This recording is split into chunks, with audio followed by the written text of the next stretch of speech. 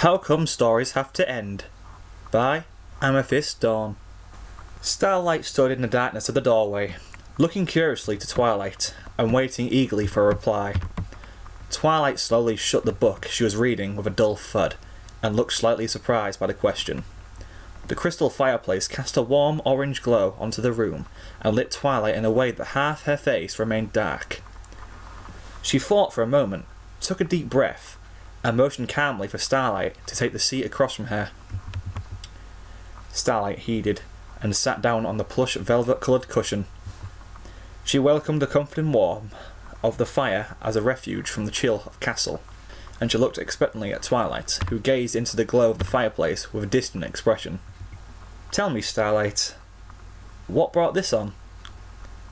The patient turn of the alicorn granted Starlight a small, comforting smile. She answered plainly, "I just finished the Chronicles of Mythos.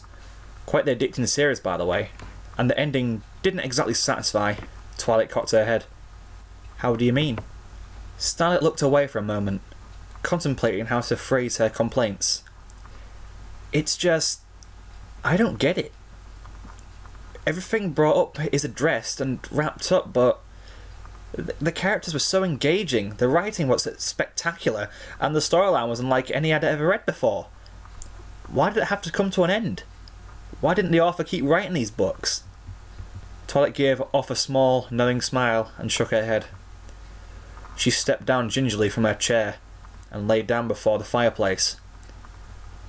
"Did I ever tell you about my grandfather?" Starlight quirked her brow. She may be new to friendship studies, but she knew never questioned Twilight, a lesson she learned from Spike. No," she answered. Twilight nodded slowly and spoke again. "He was a wonderful stallion, kind, merciful, and generous. You know, he always gave Shining and I exactly what we wanted for our birthdays. And he never lost his temper with us, or with Dad. Such a great pony." She paused to take a deep breath. "He died in his sleep when I was 12. Starlight's head snapped back in surprise. That was not the direction she thought the story would go. She expected him to be the one who got her interested in literature, or have him be a captain of the Royal Guard, or something other than that bombshell. "Oh, Twilight, I'm so sorry," she sighed, hanging her head. She never knew her own grandfather, but this seemed to make Twilight's pain seem worse. How must that feel? I'm not. Starlight slowly lifted her face upwards, only to find Twilight looking at her with a sad smile, which merely served to confuse her more.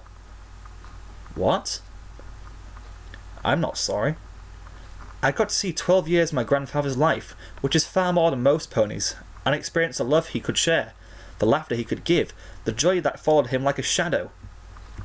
It was some sense of the greatest years of my life, and he said on deathbed that we, his family, were the highlight of his life.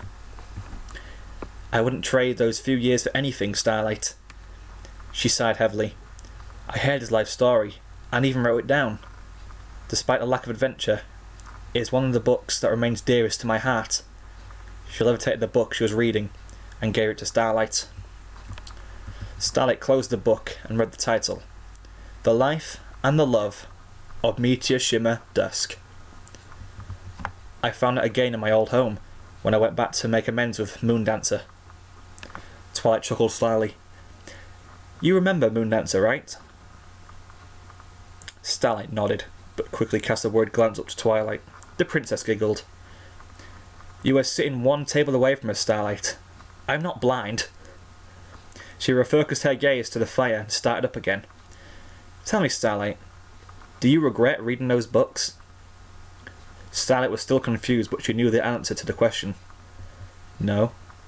I still love the stories, but... Do you want to take back the time you spent reading them?" No, but... Do you hate the author for creating such a story?" Twilight paused for a second, to make sure her mentor was done speaking. When she was sure, she spoke up. "No, I just don't understand why it had to end. It was done." "Pardon?"